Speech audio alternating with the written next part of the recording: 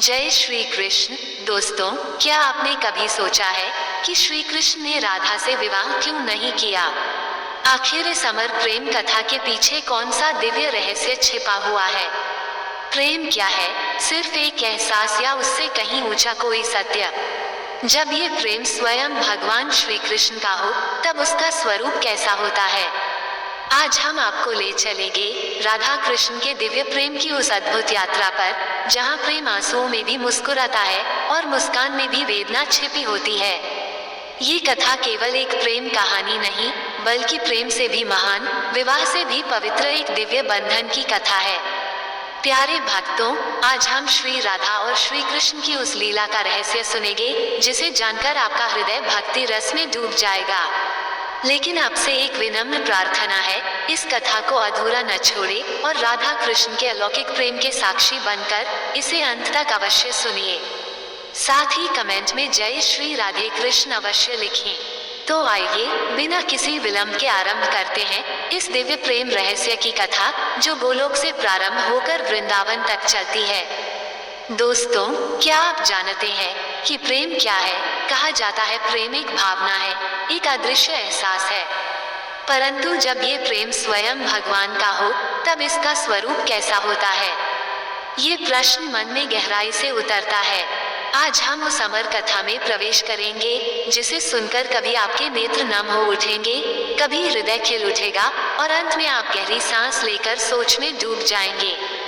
ये कथा केवल प्रेम की नहीं, बल्कि प्रेम से भी महान, विवाह से भी पवित्र बंधन की है। ये कथा है राधा और श्री कृष्ण की। शास्त्रों में वर्णित है कि सृष्टि से पहले जब केवल परब्रह्म का ही अस्तित्व था, तब गोलोक धाम में राधा और श्री कृष्ण साथ निवास करते थे। वहीं श्री कृष्ण की एक और पत्नी थी विजा, और तीनों में अपार प्रेम, आदर और सम्मान था। एक दिन श्री कृष्ण विजा के साथ गोलोक के मनमोहक उपवनों में भ्रमण कर रहे थे, तभी वहां राधा का आगमन हुआ। प्रियतम को किसी और के साथ देख राधा का हृदय जलन और क्रोध से भर गया। इसी क्षण श्री कृष्ण का परम मित्र श्रीदामा वहां पहुंचा और राधा को समझाने लगा कि प्रेम में ईर्ष्या का कोई स्थान नहीं होता। परंतु राधा का क्रोध शांत न हुआ और उन्होंने श्रीदामा का अपमान कर दिया। ये देखकर दुखी होकर श्रीदामा ने राधा को श्राप दिया कि उन्हें अपने प्रियतम से 100 वर्षों का विरह सहना पड़ेगा। वे दोनों पृथ्वी पर जन्म लेंगे और वहां उनका मिलन विवाह के रूप में नहीं हो सकेगा। ये श्राप सुनकर गोलोक में मौन छा गया। राधा के नेत्रों से अश्रुधारा बह निकली और श्री कृष्ण का हृदय भी व्याकुल हो उठा, परंतु श्राप को स्वीकार करना ही पड़ा। समय का चक्र घूमा और मथुरा में देवकी के गर्भ से श्री कृष्ण प्रकट हुए। वहीं बरसाना में वृषभानु और कीर्ति के घर राधा ने जन्म लिया। दो अलग स्थानों पर जन्म लेकर भी दोनों के हृदय में एक दूसरे की अधूरी तलाश रहती। जब कृष्ण को नंद यशोदा गोकुल लाए, तो उनके मन में अजीब सी व्याकुलता रहने लगी, जैसे कोई अपना बिछुड़ गया हो। उसी प्रकार राधा भी यमुना किनारे जल भरते या गाय चराते समय मीठी बांसुरी की गूंज सुनती और विचलित हो जाती। होली का पर्व आया। गोकुल और बरसाना के बीच होली खेलने की परंपरा थी। कृष्ण सखाओं संग बरसाना पहुंचे और राधा सखियों संग उपस्थित हुई। जैसे ही राधा पर कृष्ण की दृष्टि पड़ी, समय थम गया। दोनों के नेत्रों में पहचान के आंसू छलक उठे, मानो अनंत काल से बिछुड़ा कोई अपना मिल गया हो। परंतु साथ ही उनके मन में श्रीदामा के श्राप की पीड़ा भी जाग उठी। वृंदावन वह भूमि बनी जहाँ प्रेम अपने चरम रूप में प्रकट हुआ, जहाँ कृष्ण की बांसुरी की तान सुनकर न केवल गोपियां बल्कि पशु पक्षी, वृक्ष लताएं, नदी और पर्वत भी मोहित हो जाते थे। रात्रि में चांदनी के नीचे यमुना का जल रजत सा चमकता और कृष्ण की बांसुरी की धुन पर राधा चुपके चुपके वृंदावन पहुंच जाती। वहां रासलीला होती, जहां आत्मा परमात्मा से मिलती। जब राधा कृष्ण एक दूसरे की आंखों में देखते, तो लगता पूरा ब्रह्मांड वहीं समा गया है। जब वे हंसते तो पुष्प भी मुस्कुरा उठते, और जब प्रेम से वार्तालाप करते तो मानो हवाएं भी थम जाती। परंतु प्रत्येक रास के अंत में राधा को लौटना पड़ता और विरह की वेदना और गहरी हो जाती। वृंदावन में सबको उनके प्रेम का ज्ञान हो चुका था। गोप गोपियां, नंद यशोदा, वृषभानु कीर्ति सभी अवगत थे। तभी एक दिन नंद बाबा ने गंभीर होकर कृष्ण से कहा, बेटा, अब तुम्हारी आयु विवाह योग्य हो चुकी है, हमें तुम्हारे लिए उचित कन्या देखनी चाहिए। ये सुनकर कृष्ण ने कहा, पिताजी, मेरे लिए राधा के अलावा कोई नहीं। परंतु यशोदा मैया ने समझाया, कन्हैया, राधा का विवाह पहले ही अयान से तय हो चुका है, ये संभव नहीं। इसी प्रकार बरसाना में भी वृषभानु ने राधा को समझाया, बेटी, समाज के नियम हैं, तुम्हें उनका पालन करना होगा। राधा के नेत्रों से आंसू बह निकले और उन्होंने कहा, पिताजी, कृष्ण मेरे प्राण हैं, वे मेरी आत्मा का हिस्सा हैं। परिस्थिति जब असहनीय हो गई तो नंद, यशोदा और वृषभानु कीर्ति सब मिलकर श्री कृष्ण को महान ज्योतिषी ऋषि गर्ग के पास ले गए। ऋषि गर्ग ने अपनी दिव्य दृष्टि से सब कुछ देख लिया और गंभीर स्वर में कहा, यह कोई साधारण बालक नहीं, ये स्वयं नारायण का अवतार है। फिर ऋषि गर्ग ने राधा की ओर देखा और कहा, यह कोई साधारण बालिका नहीं, ये स्वयं लक्ष्मी का अवतार है। ये सुनकर सबके चेहरे पर आश्चर्य के भाव आ गए। ऋषि गर्ग ने आगे कहा, राधा और कृष्ण का प्रेम सांसारिक प्रेम नहीं, ये दिव्य और आध्यात्मिक प्रेम है। इनका मिलन विवाह के बंधन में नहीं, बल्कि आत्मा के स्तर पर हुआ है। नंद बाबा ने आश्चर्य से पूछा, तो क्या ये दोनों विवाह नहीं कर सकते? ऋषि गर्ग ने सिर झुकाकर उत्तर दिया, नहीं, इन्हें गोलोक में हुए एक श्राप का फल भुगतना है। धरती पर इन्हें विरह झेलना होगा, परंतु यही विरह प्रेम की परमावस्था को प्रकट करने की लीला बनेगा। वृषभानु ने चिंतित होकर पूछा, तो इनका भविष्य क्या होगा? ऋषि गर्ग ने उत्तर दिया, कृष्ण का कार्य धर्म की स्थापना है, उन्हें मथुरा जाना होगा, कंस का वध करना होगा और उनका विवाह रुक्मिणी से होगा। परंतु उनका प्रेम, उनका हृदय सदैव राधा के लिए ही धड़कता रहेगा। कीर्ति माता ने कहा, और राधा? ऋषि गर्ग ने कहा, उनका विवाह यान से होगा, परंतु उनका मन सदैव कृष्ण में ही स्थित रहेगा और यह प्रेम समय के साथ और गहरा होता जाएगा। यही कारण था कि जब इंद्र का घमंड चूर करने के लिए श्री कृष्ण ने अपनी छोटी उंगली पर गोवर्धन पर्वत 7 दिन और 7 रात उठाए रखा, तब सभी ब्रजवासी उस पर्वत के नीचे सुरक्षित थे और राधा उन्हीं की ओर निहारती रहीं। उन्हें एहसास हुआ कि उनका प्रियतम कोई साधारण मानव नहीं बल्कि स्वयं भगवान है। राधा ने धीरे से कहा, कान्हा, अब मैं समझ गई हूँ, तुम्हारा कार्य बहुत बड़ा है, तुम्हें संसार की रक्षा करनी है। कृष्ण की आंखें भर आईं और उन्होंने कहा, राधे, मेरा सबसे बड़ा दुख यही है कि मैं तुमसे विवाह नहीं कर सकता, पर यह जान लो कि मैं तुम्हारे बिना अधूरा हूँ। राधा के बिना कृष्ण का कोई अस्तित्व नहीं। राधा मुस्कुराई और बोली, कान्हा, प्रेम केवल विवाह में नहीं बंधता, हमारा प्रेम आत्मा का है, यह इससे कहीं महान है। परंतु वह दिन भी आ गया जिसका भय सबके मन में था। अक्रूर श्री कृष्ण को मथुरा ले जाने आए। सारे ब्रजवासी रो रहे थे। नंद और यशोदा की आंखें आंसुओं से भरी थीं।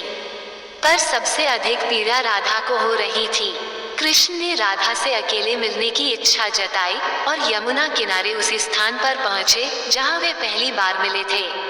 वहां खड़े होकर कृष्ण ने राधा से कहा, राधे, मैं जा रहा हूँ, पता नहीं कब लौट पाऊंगा। राधा ने उनके हाथ अपने हाथों में लेकर कहा, कान्हा, जाना तो तुम्हारा धर्म है, पर एक वादा करो, तुम मुझे कभी नहीं भूलोगे।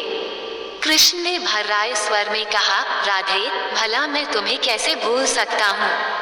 तुम मेरी सांसों में बसी हो, मेरी धड़कनों में हो, जब भी मैं बांसुरी बजाऊंगा उसमें तुम्हारा ही नाम होगा। राधा के नेत्रों से अश्रुधारा बह रही थी और उन्होंने कहा, कान्हा, मैं भी जन जन तक तुम्हारा इंतजार करूंगी। कृष्ण ने उनके माथे पर प्रेम से चुंबन लिया और कहा, राधे, यह विदाई केवल शरीर की है, आत्मा तो सदा साथ रहेगी। रथ आ गया। अक्रूर प्रतीक्षा कर रहे थे। कृष्ण रथ पर बैठे, पीछे मुड़कर राधा को देखा। वो वहीं खड़ी हाथ हिला रही थी और रथ धीरे धीरे ब्रजभूमि से दूर होता चला गया। कृष्ण के नेत्र भीग गए, क्योंकि वे जानते थे कि यह अंतिम विदाई है। मथुरा पहुंचकर कृष्ण ने कंस का वध किया, उग्रसेन को गद्दी पर बैठाया, परंतु उनका हृदय सदैव राधा की याद में डूबा रहता। रात में जब अकेले होते तो बांसुरी बजाते और मन ही मन पुकारते, राधे कहाँ हो तुम, क्या तुम भी मुझे याद करती हो। उधर बरसाना में राधा का विवाह अयान से हो चुका था, पर उनका मन कृष्ण में ही डूबा रहता। वे रात को आकाश की ओर देखकर कहती, कान्हा तुम कहाँ हो, क्या तुम भी मुझे याद करते हो, और आंसुओं में भीगती रहीं। इसी बीच कृष्ण के पास विदर्भ की राजकुमारी रुक्मिणी का पत्र आया, जिसमें लिखा था, हे कृष्ण, मैंने आपकी वीरता और करुणा के बारे में सुना है। मैं आपसे विवाह करना चाहती हूँ, पर मेरे भाई ने मेरा विवाह शिशुपाल से तय कर दिया है, कृपया मुझे बचाइए। पत्र पढ़ते ही कृष्ण को राधा की याद आई और उन्होंने मन ही मन कहा, राधे अगर तुम होती तो क्या कहती। तभी उनके अंतःकरण में राधा की आवाज गूंजी, कान्हा तुम्हारा धर्म है असहाय की रक्षा करना, रुक्मिणी भी मेरी तरह प्रेम चाहती है, उसकी सहायता करो। कृष्ण ने रुक्मिणी का हरण किया और उससे विवाह किया, परंतु विवाह के क्षणों में भी उनका मन राधा की यादों में डूबा रहा। रुक्मिणी समझदार थी, उन्होंने कृष्ण के हृदय में राधा के लिए प्रेम को महसूस किया और एक दिन बोली, स्वामी मैं जानती हूँ कि आपका हृदय किसी और के लिए धड़कता है, मैं आपके प्रेम की प्रतिस्पर्धा नहीं करना चाहती। कृष्ण की आंखों से आंसू बह निकले और उन्होंने कहा, रुक्मिणी तुम महान हो, हाँ मेरा हृदय राधा के लिए ही धड़कता है, पर तुम मेरे लिए सम्मान और स्नेह की पात्र हो। कालक्रम में काल्यावन के आक्रमण के कारण कृष्ण को मथुरा छोड़कर द्वारका जाना पड़ा, परंतु जहाँ भी वे रहे उनका हृदय सदैव राधा के साथ ही बंधा रहा। द्वारका पहुंचकर कृष्ण ने एक भव्य नगर बसाया, अनेक रानियां उनकी पत्नियां बनी, सत्यभामा, जामवंती और अन्य राजकुमारियां उनके जीवन में आईं। परंतु महलों की वैभवशाली दीवारों, अनगिनत सेवकों और असीम संपदा के बीच भी कृष्ण का हृदय सदैव राधा की स्मृतियों में ही डूबा रहता था। रात्रि के निस्तब्ध क्षणों में जब सब सो जाते, तब वे समुद्र तट पर जाकर बांसुरी बजाते और भाव विभोर होकर कहते, राधे यहाँ सब कुछ है, धन वैभव रानियां, लेकिन तुम्हारे बिना ये सब शून्य है, तुम्हारे बिना मैं अधूरा हूँ। द्वारका की रानियां कृष्ण के इस वेदना को समझती थीं। वे जानती थीं कि कृष्ण का सच्चा और शाश्वत प्रेम केवल राधा से है, इसलिए कभी उन्होंने इसकी शिकायत नहीं की। समय बीता और जब कुरुक्षेत्र के रणक्षेत्र में अर्जुन ने शस्त्र रख दिए और युद्ध से विमुख होना चाहा, तब कृष्ण ने उसे धर्म का उपदेश देने का निश्चय किया। उस समय भी उनके मन में राधा की स्मृति थी। राधे तुमने ही कहा था कि मेरा कार्य धर्म की स्थापना है, और आज वही क्षण उपस्थित है। तब उन्होंने गीता के रूप में सत्य का अमृत दिया, हे अर्जुन कर्म करना तेरा अधिकार है, फल की चिंता मत कर। यही उनके अपने जीवन का भी सिद्धांत था। उन्होंने अपना कर्तव्य निभाया, भले ही उसके लिए उन्हें राधा से दूर रहना पड़ा। युद्ध के बीच एक रात जब वे एकांत में बैठे थे, तो लगा मानो राधा स्वयं आकर उनके पास बैठ गई हो। कान्हा तुम्हारा ये कार्य धर्म के लिए है, मैं सदा तुम्हारे साथ हूँ। कृष्ण की आंखों से आंसुओं की धारा बह निकली और वे पुकार उठे, राधे क्या तुम सच में आई हो या यह मेरा भ्रम है। तब मधुर स्वर गूंजा, कान्हा प्रेम कभी भ्रम नहीं होता, मैं तुम्हारे दिल में हूँ, तुम्हारी हर सांस में हूँ। युद्ध समाप्त हुआ, पर एक दिन कृष्ण का हृदय अत्यंत व्याकुल हुआ और उन्होंने निश्चय किया कि वे एक बार फिर वृंदावन जाकर राधा से मिले। गुप्त रूप से वे द्वारका से निकले और जब ब्रजभूमि पहुंचे तो सब कुछ बदला हुआ था। गली, यमुना किनारा, घर द्वार सब बूढ़ा और जर्जर हो चुका था। उन्होंने एक वृद्ध गोपी से पूछा, माता राधा कहाँ है। वृद्ध गोपी ने पहचान लिया और अश्रुपूर्ण नेत्रों से कहा, कन्हैया राधा अब इस लोक में नहीं है, वह तुम्हारा इंतजार करते करते यमुना किनारे प्राण त्याग चुकी है। उसके अंतिम शब्द थे, कान्हा मैं आ रही हूँ। ये सुनकर कृष्ण का हृदय चीर गया। वे यमुना के उसी किनारे बैठ गए जहाँ राधा ने प्राण त्यागे थे और रात भर अश्रुधारा बहाते रहे। आधी रात को अचानक एक दिव्य प्रकाश फैला और एक मधुर स्वर गूंजा। कृष्ण ने नेत्र उठाए तो देखा राधा उनके सम्मुख खड़ी थी, किंतु ये राधा दिव्य आभा से ओतप्रोत अलौकिक स्वरूप में थी। कृष्ण की आवाज भर आ गई, राधे सचमुच तुम हो। राधा ने मुस्कुराकर कहा, हाँ कान्हा, मैं ही हूँ। मैं तुम्हारा इंतजार कर रही थी, पर शरीर नश्वर था। उसे त्याग कर मैं अपने मूल स्वरूप में लौट आई हूँ। अब मैं गोलोक में तुम्हारी प्रतीक्षा करूंगी। कृष्ण व्याकुल हो उठे, राधे, मैं भी तुम्हारे साथ चलना चाहता हूँ। राधा ने गंभीर स्वर में कहा, नहीं कान्हा, अभी तुम्हारी लीला अधूरी है। तुम्हें यदुवंश का अंत देखना है। जब समय आएगा तब तुम भी गोलोक लौट आना।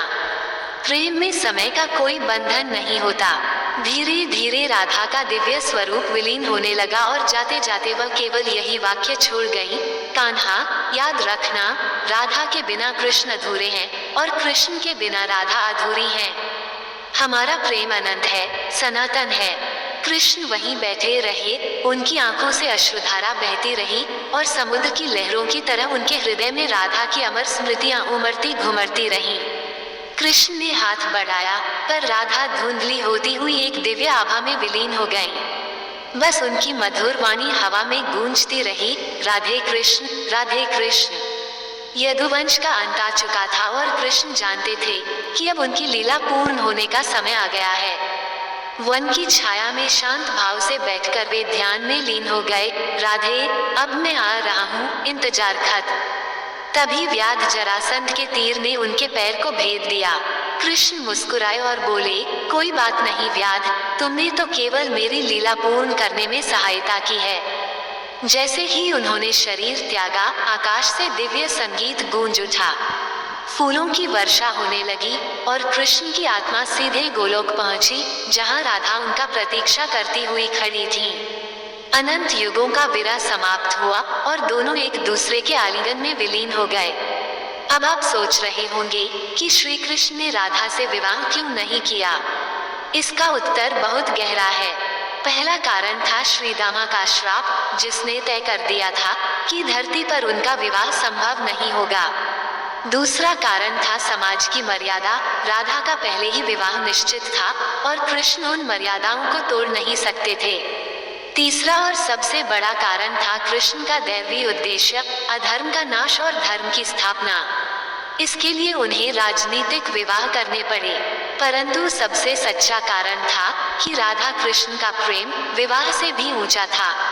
विवाह शरीर का मिलन है, लेकिन राधा और कृष्ण का प्रेम आत्मा का मिलन था, शुद्ध, निष्कलंक, अनंत। ये कथा हमें सिखाती है कि सच्चा प्रेम स्वार्थरहित होता है। प्रेम में त्याग होता है। राधा ने कभी विवाह की मांग नहीं की, बल्कि कृष्ण के धर्म कार्य का साथ दिया। कृष्ण ने भी अपने सुख को त्याग कर संसार के कल्याण के लिए धर्म का मार्ग चुना। राधा का धैर्य और कृष्ण का समर्पण दोनों मिलकर प्रेम को एक दिव्य रूप देते हैं। यही कारण है कि आज भी जब हम उनका नाम लेते हैं तो राधा पहले आती हैं, राधे कृष्ण। ये केवल नाम नहीं, बल्कि एक संदेश है कि प्रेम में सम्मान और त्याग सर्वोपरि होता है। प्यारे भक्तों, राधा कृष्ण की ये दिव्य कथा हमें याद दिलाती है कि प्रेम केवल सांसारिक नहीं, बल्कि आत्मा का मिलन है। ऐसा प्रेम अमर होता है, मृत्यु के बाद भी जीवित रहता है। प्रेम से बोलिए, राधे कृष्ण। हमें आशा है कि यह कथा आपके जीवन में भक्ति और सकारात्मकता का प्रकाश लेकर आई होगी। ऐसे ही और भी रोचक और आध्यात्मिक वीडियो के लिए चैनल को सब्सक्राइब कर लें।